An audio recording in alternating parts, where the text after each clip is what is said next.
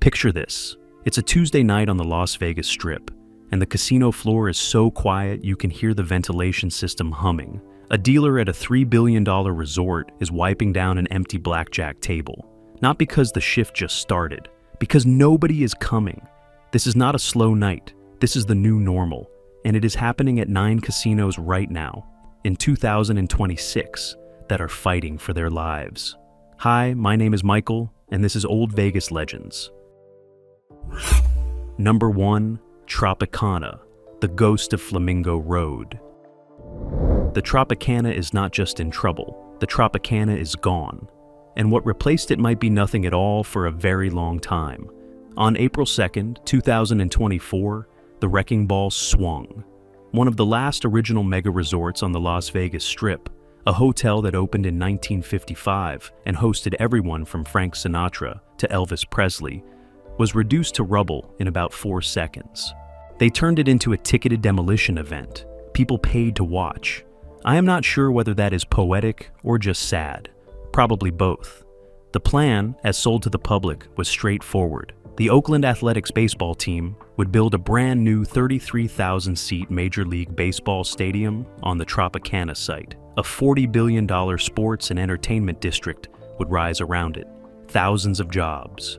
A revitalized southern end of the Strip. A new chapter for Las Vegas.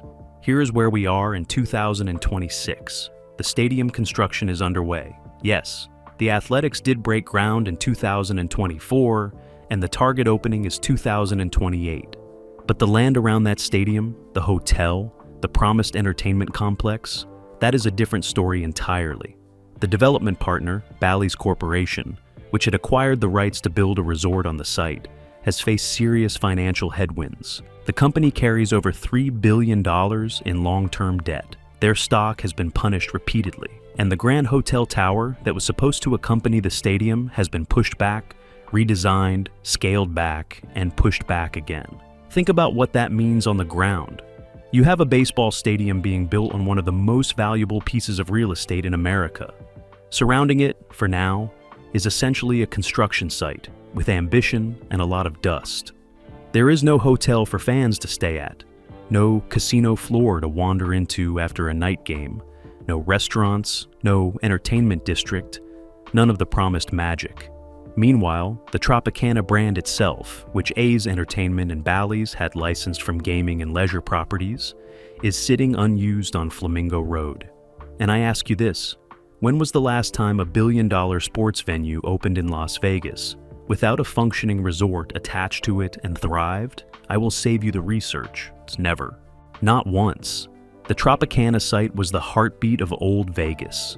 Right now, it is a construction fence and a hard hat. The ghost of Flamingo Road is still very much haunting this block.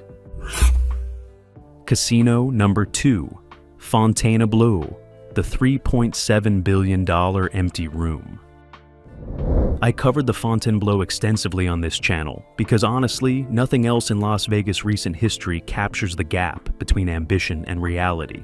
Quite like this building, Nevada's tallest structure, the second most expensive resort ever built in Las Vegas at $3.7 billion, and as of 2026, a property that is quietly hemorrhaging money in ways that would make your accountant weep. Here is the summary for those who are new. The Fontainebleau Las Vegas finally opened in December 2023 after nearly 2 decades of bankruptcy, abandonment, a pandemic, and a complete redesign. 3,644 rooms, 28 restaurants, 173,000 square foot casino. Justin Timberlake performed at the grand opening. Time magazine named it one of the world's greatest places to visit. It was a genuine miracle of persistence.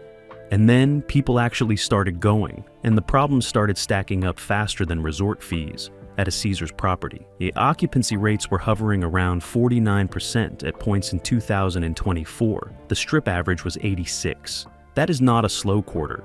That is a structural crisis. In May of 2025, the resort laid off up to 60 table game dealers with barely any warning. Security handed them a box, effective immediately, at a property that proudly announced it employed 6,250 people at opening.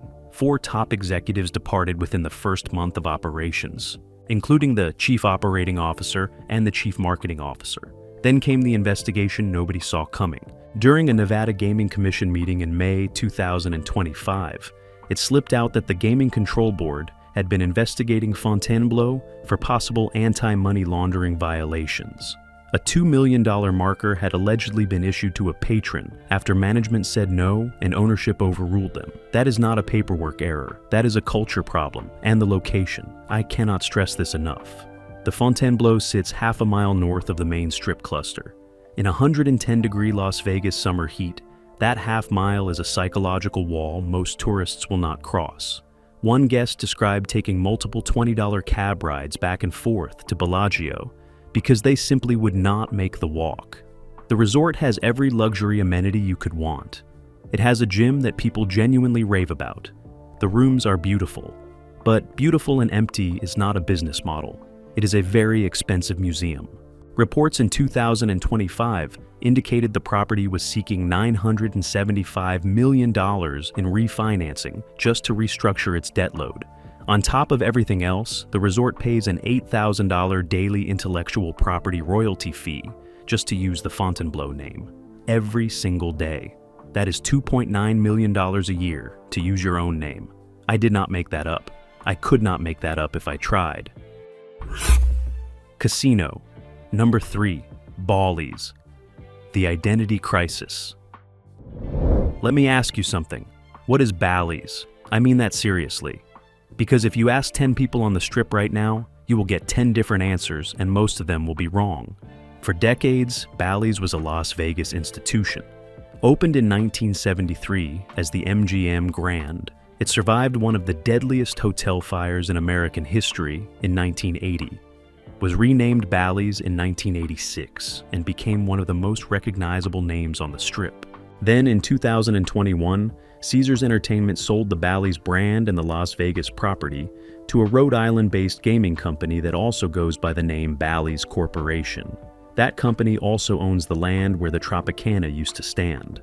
And that company, as we just covered, is carrying over $3 billion in long-term debt. The Las Vegas property has been caught in a holding pattern ever since. There are plans, there are always plans. A redesign, a rebrand, a reimagining.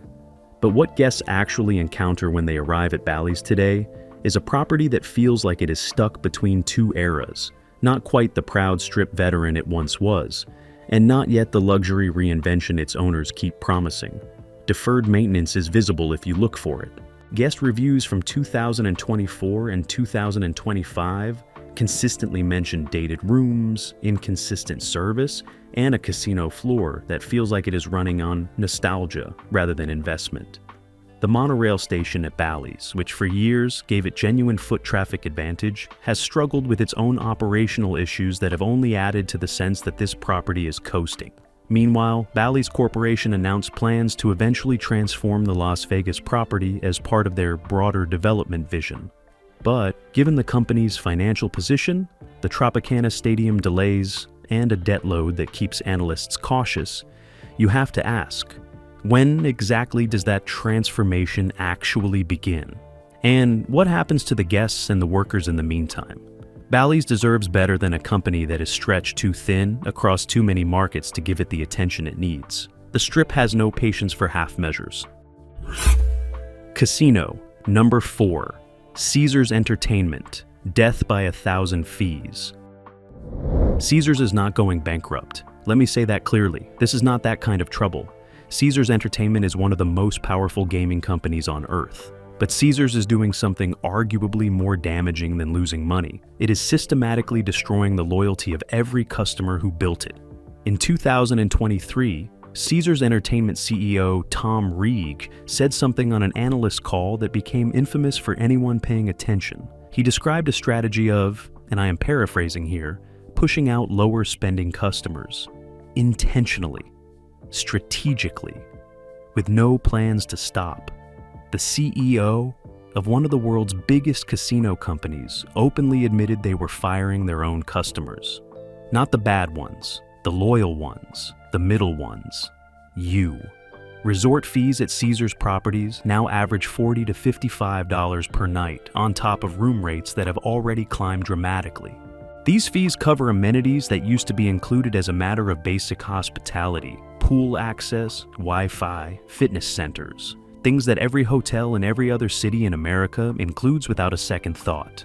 Caesars charges you for them because they legally can, and because Wall Street rewards them for it. The Laurel Lounges, formerly the Diamond Lounges, were spaces where mid to high tier loyalty members could relax, enjoy complimentary snacks and drinks, and feel like the program actually valued them. Most of them closed during the pandemic and have quietly never reopened. The Paris-Las Vegas location is now Vanderpumpa Paris, a paid bar concept from reality television. They took away something you earned and replaced it with something you have to pay for again. That is not a business decision. That is a statement about how they feel about you.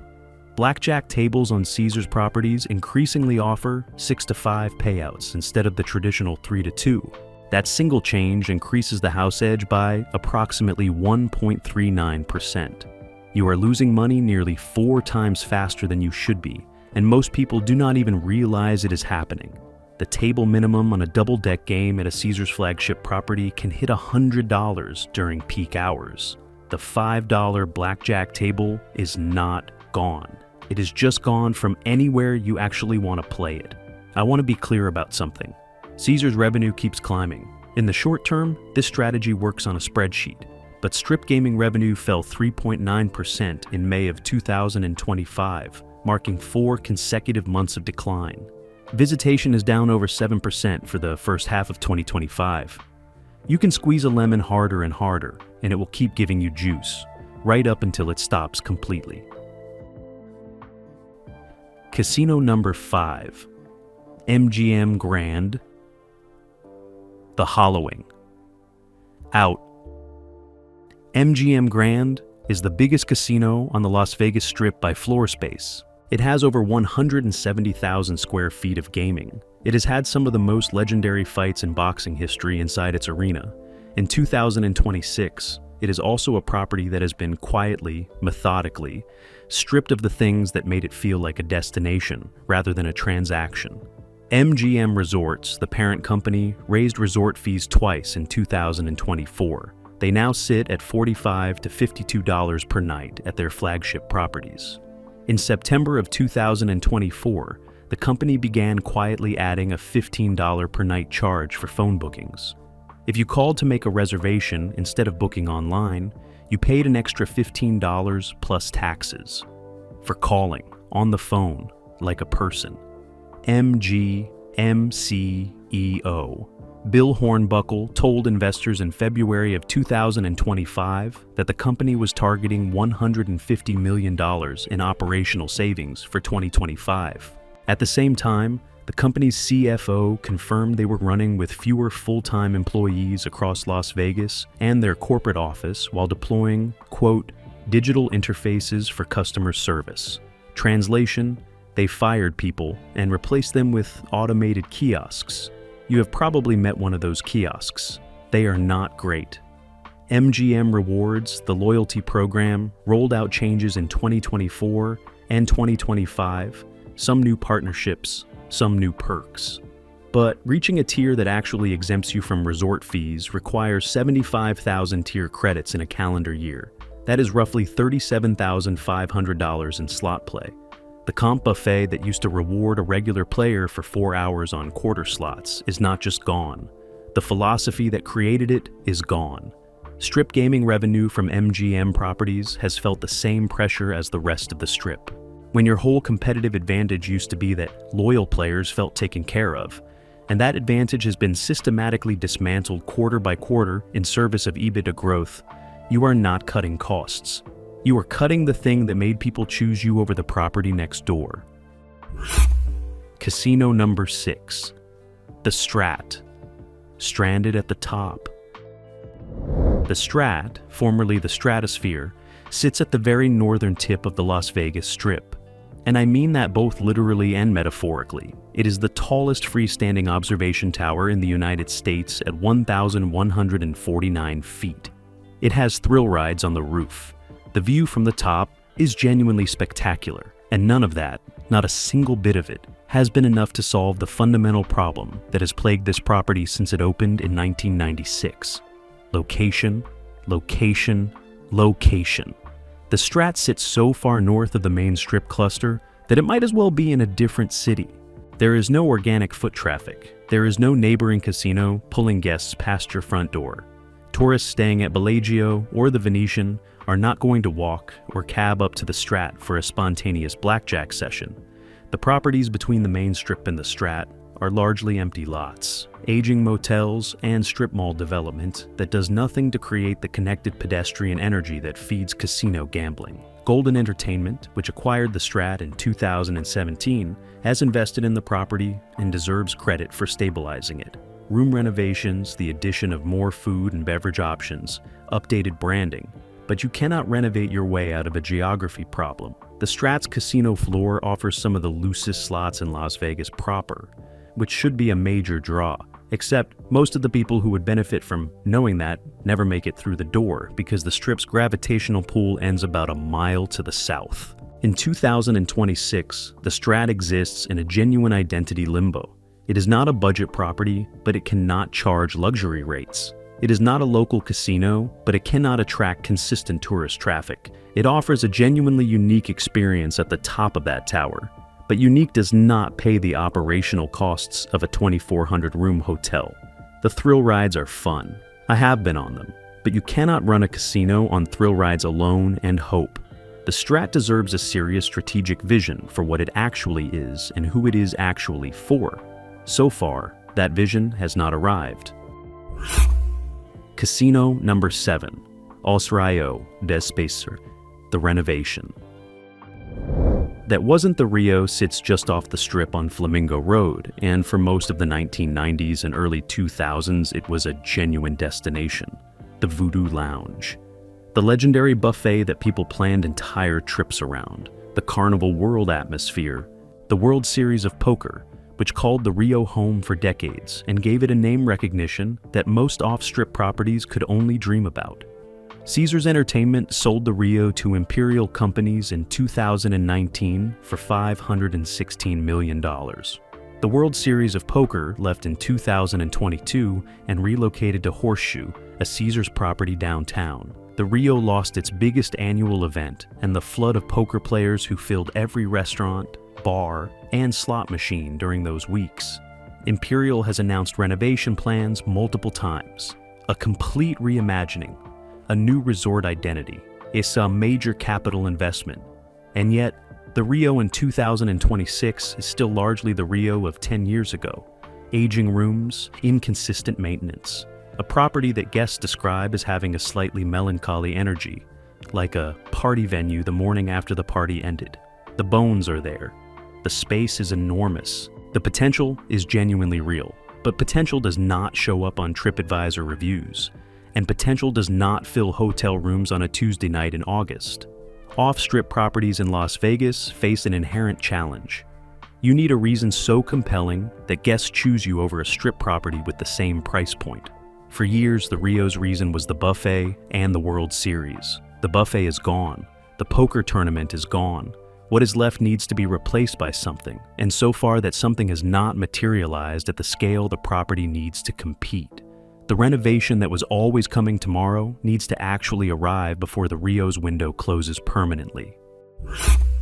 Casino number 8, Circus Circus, The Last Family. Casino, standing barely. I have a soft spot for Circus Circus. I am going to be honest with you. It opened in 1968 as the wildest experiment in Las Vegas history, a full circus performance above an active casino floor. Jay Seixano built it to be genuinely strange and genuinely fun in a way that no other property before or since has replicated. Hunter S. Thompson wrote about it in Fear and Loathing in Las Vegas. That is a legacy most casinos would kill for. Circus Circus is also, in 2026, one of the last properties on the Las Vegas Strip where a regular family on a regular budget can stay, eat, and find entertainment without requiring a second mortgage. Room rates that are actually affordable, a midway with games, the Adventure Dome indoor theme park, the last affordable buffer against a strip that has priced out everyone who is not a whale or a conventioneering expense account. Here is the problem. That position, the last affordable option, is not a competitive advantage in the way it used to be. It is increasingly a sign that the market around you has moved on. MGM Resorts, which owns Circus Circus, has invested less and less in the property over time relative to its higher margin flagships. The rooms show it. The infrastructure shows it.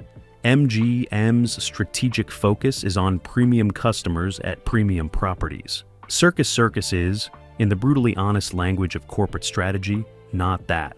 The Adventure Dome is genuinely fun and worth celebrating. The aerial acts are still performed. But a family that could once plan an entire affordable Vegas vacation around Circus Circus is now competing against regional theme parks, all-inclusive resorts in Mexico, and cruise lines that offer comparable entertainment at comparable or lower cost. When you are the budget option in a market that is abandoning the concept of budget altogether, the question is not whether you survive. The question is whether anyone fights to protect what you represent. Right now, nobody powerful enough is fighting that fight. Casino. Number 9, Hard Rock, Las Vegas. The Guitar Tower Gamble. And then there is this. The Hard Rock Hotel and Casino Las Vegas opened its guitar-shaped tower in 2024 on the site of the former Mirage. Let me say that again so it lands properly. They demolished the Mirage, the property that launched the modern Las Vegas era in 1989, the volcano that erupted every 15 minutes and stopped pedestrians dead in their tracks on the sidewalk for 35 years. Gone. Demolished in August of 2024 to make way for a guitar-shaped tower. And on the Mirage's final night, crowds packed the sidewalks just to see the volcano erupt one last time. People were crying. I am not exaggerating. People were actually crying on the sidewalk outside a casino. The Hard Rock brand is globally recognized. The guitar motif is bold architectural statement making. And the location is undeniably premium, right in the heart of the Strip, near the Venetian and Caesars. All of that is real. But here is what is also real. The Hard Rock is attempting to build a loyal customer base in a market that is simultaneously experiencing declining visitation, tighter gambling budgets, and a generational shift away from traditional casino, gambling entirely. Young people, the customers. Hard Rock's rock and roll aesthetic is explicitly designed to attract, are the least likely demographic to sit at a blackjack table for 4 hours. They have 40 options to gamble on their phones from their couch. They did not fly to Las Vegas to play 6 to 5 blackjack at a $50 minimum. The entertainment programming at Hard Rock Las Vegas is aggressive and high profile. Residencies, concert events. That is genuinely valuable. But entertainment programming is expensive to book, expensive to produce, and does not automatically translate into casino floor revenue the way it used to when there were fewer entertainment options competing for the same consumer attention. Hard Rock is also betting that nostalgia for the rock and roll brand translates to a Las Vegas casino experience. But nostalgia for the Mirage is what filled those sidewalks on its final night. And the Hard Rock, beautiful and ambitious as it is not the Mirage. The Guitar Tower is a statement. Whether it is a sustainable business statement or an enormously expensive monument to a brand stretching beyond its core competency, 2026 will begin to tell us. The big picture. What this all means. So you have just heard about 9 casinos in serious trouble. And you might be thinking, Michael, some of these are giant corporations with billions in revenue. How can they really be in trouble? Fair question. Here is the answer. Revenue going up and health going up are not the same thing. Nevada casinos won $1.36 billion from gamblers in August of 2025, up 4% from the year before. The Las Vegas Strip saw a 5.6% gaming revenue gain, and yet visitation fell 7.3% in the first half of 2025. Over 1 million fewer visitors came to Las Vegas. Strip casino net income crashed 40.4% in 2024 despite revenue increasing. Casinos made more money and kept dramatically less of it. That is not a success story. That is a warning sign dressed up in a tuxedo. The average Las Vegas visitor in 2024 spent $1,322 per trip. That is 53% more than in 2019. But spending on actual gambling decreased. The extra money went to resort fees, parking, food, and beverages. You are paying more to gamble less. The house is winning before you ever sit down at a table. Jeremy Aguero, the economist who tracks every dollar flowing through southern Nevada, delivered this data directly to Las Vegas tourism officials in April of 2025. The room went quiet. Because what those numbers describe is a city that has successfully extracted more money from fewer people for a few years, and is now discovering that strategy has a ceiling. And that ceiling is right above us. Vegas stopped being run by casino men who understood that the floor had to be alive. That atmosphere mattered, that a construction worker from Ohio eating at a buffet next to a millionaire from Manhattan was the whole point.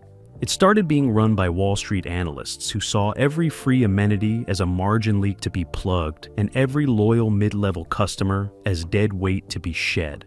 And now they are dealing with double-digit visitation declines and wondering what went wrong.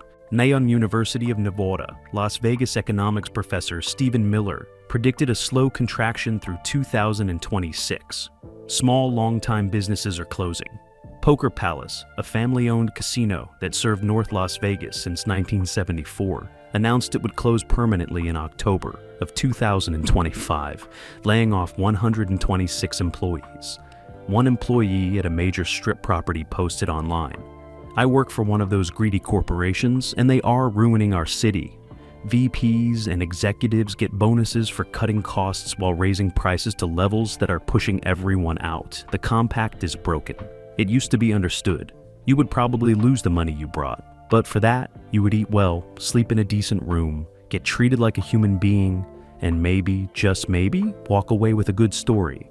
That compact is in pieces on the floor of a casino that just raised its resort fee by $8 for the second time in 12 months. Here is what I want to leave you with. These 9 casinos are not in trouble because Las Vegas stopped being special. They are in trouble because the people running them decided special was not profitable enough. They chased the whales and forgot about the ocean.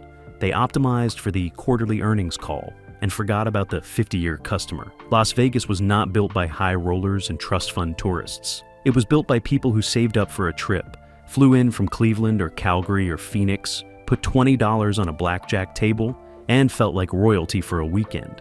That person is still out there. There are millions of them. They are just not coming back right now. And the longer these casinos wait to remember that, the harder it is going to be to get them back. Now, I want to hear from you. Which of these 9 situations worries you the most? Are you still making trips to the Strip, or have you already made the call that it is not worth it anymore? What would it actually take to bring you back? Drop your answer in the comments below, because your experience matters more than any corporate earnings report. It always has. If this video opened your eyes to what is really happening in Las Vegas right now, hit that like button and subscribe to Old Vegas Legends. We are here every week cutting through the spin and telling you the truth about what is happening to the city we love, because somebody has to, and it might as well be us. See you in the next one.